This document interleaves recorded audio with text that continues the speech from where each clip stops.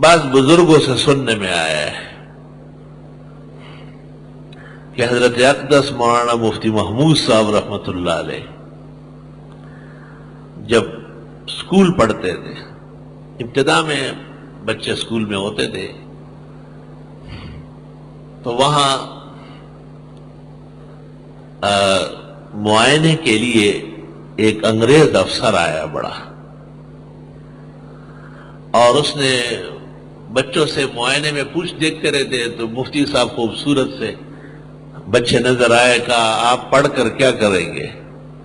تو انہوں نے کہا آپ کو یہاں سے نکالوں گا۔ کہا کہاں سے؟ کہا ہندوستان سے۔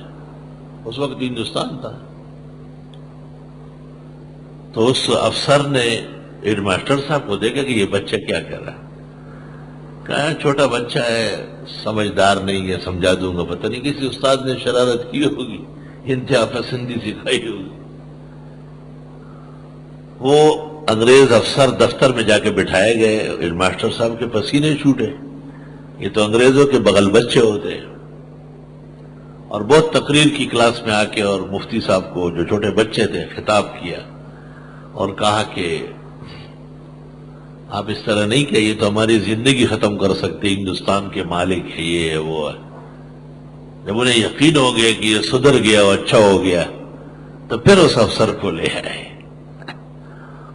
اور کہا کہ دوبارہ پوچھئے۔ تو انہوں نے کہا آپ پڑھ کر کیا کرو گے؟ کہا آپ کو اور ہیڈ ماسٹر صاحب کو یہاں سے نکالو گا۔ تو انگریز بہت شاطر اور سمجھدار ہوتے تھے، انہوں نے کہا یہ بچہ بڑا ہو کر کوئی بڑا کام کرے گا، اس کا اسکالرشپ یعنی ماہانہ وظیفہ بڑھا دیں۔ بات صرف میں نے یہ سمجھانی ہے کہ اپنے عزم میں، خیر کے کاموں کے عزم میں، شر فساد و معاصی وہ عزائم نہیں، وہ تو شیاطین کے کام ہے۔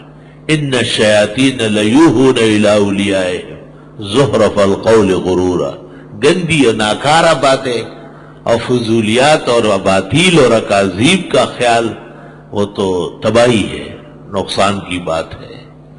اور حدیث میں یہ مضمون اس طرح آیا ہے، حضرت صلی اللہ علیہ وسلم نے فرمایا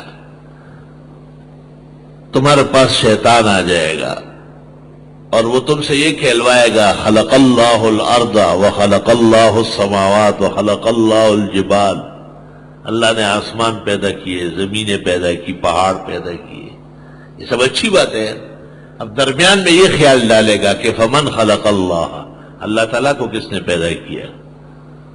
حضرت نے فرمایا جب یہاں تک پہنچے تو تھوکے، لعنت بھیجے شیطان پر، اور فلیتعوذ باللہ، اور اللہ کی پناہ میں آ جائے۔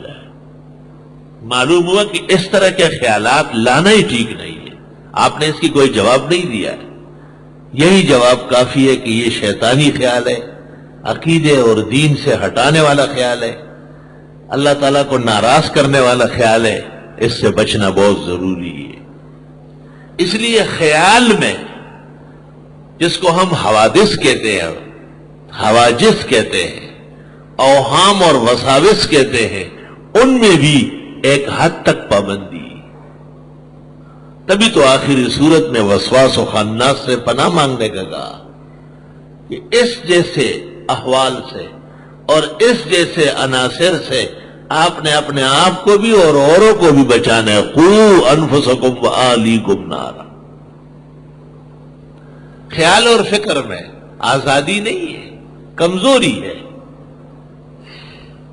کمزوری اس کو کہتے ہیں کہ ایک آدمی نہ چاہے پھر بھی ایسا خیال پیدا ہو جائے۔ اور عجیب بات لکھی ہے کہ جب آپ اسے تھوکے اور اس سے باز آ جائے اور اس کو برا کہے، اللہ اس سے نجات عطا کر لے۔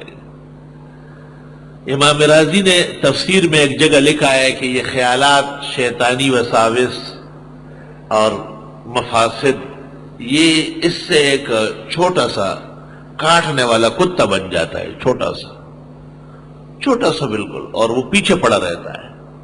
تو جب یہ تھوک لیتا ہے اعوذ باللہ من الشیطان الرجیم توجہ سے پڑھ لیتا ہے، وہ مر جاتا ہے، ختم ہو جاتا ہے۔ اس کا علاج چھرا نہیں ہے، اس کا علاج گولی نہیں ہے، اس کا علاج ہتھوڑا نہیں ہے، اس کا علاج جو نبی نے بتایا، معالج اعظم نے صلی اللہ علیہ وسلم، اس سے وہ بھاگے گا۔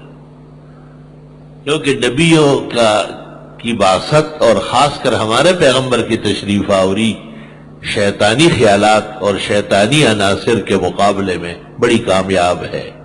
آپ نے غور نہیں فرمایا کہ دیکھو ابراہیم علیہ السلام کو مینا کے مقام پر اور اسماعیل علیہ السلام کو اور ان کی والدہ ہاجر کو ابلیس ظاہر ہوا تھا، اور ابراہیم علیہ السلام سے کہا کہاں لے جا رہے بیٹے کو؟ یہ تو میرے دل میں خیال ڈالا تھا، بیٹے کو کوئی باپ قتل کر سکتا ہے، یہ جائز ہے؟ تو ابراہیم علیہ السلام نیچے جھکے اور کنکر مارے، جمرہ عقبہ کی رمی طے ہو گئی۔ پھر بی بی ہاجر کے سامنے ظاہر ہوا، انہوں نے بھی جھک کے کنکر پھینکے اعوذ باللہ پڑا، اور جمرہ وسطیٰ کی رمی واجب ہو گئی۔ اب اسماعیل علیہ السلام کے سامنے انہوں نے بھی اپنے ماں باپ کے اتباع میں اس سے بچنے کی کوشش کی، اللہ سے مدد مانگی۔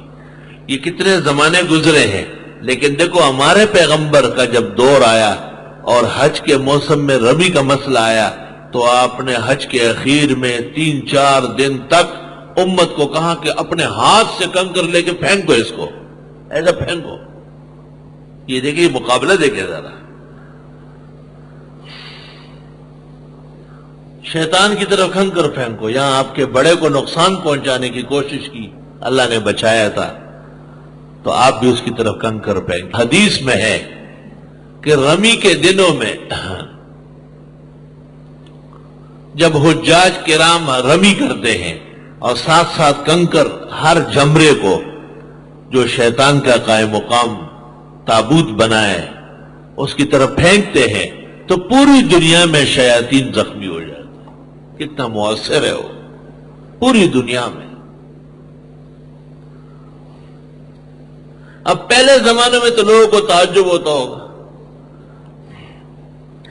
اس لیے یہ مسئلہ پیدا ہو گیا کہ شیطان کیسے جنت چلا گیا؟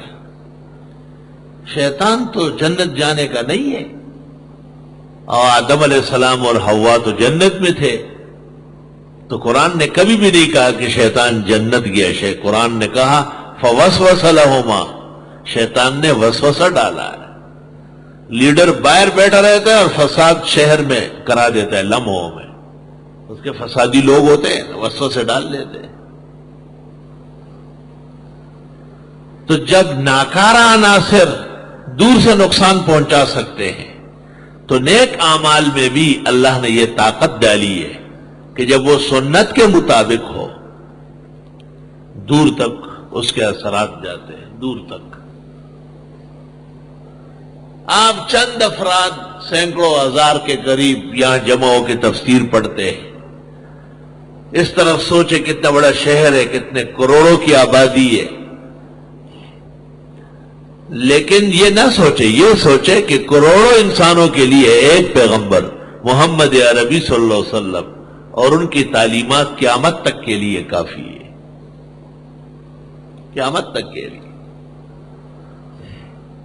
کوئی ایک مسئلہ بھی ایسا نہیں جس کا حل شریعت میں موجود نہ ہو۔ ہاں، حل تلاش کرنے والے علیحدہ ایک طبقہ ہے جس کو فقہائے راسخین کہتے ہیں، مجتہدین کہتے ہیں، وہ لوگ جن کا علم کمال کے درجے میں ہو، انہیں جب مسئلہ پیش آتا ہے وہ قرآن مجید کی طرف اور سنت کی طرف رجوع کرتے ہیں، اور اللہ ان کے دل و دماغ میں اس کے دلائل ڈال لیتے۔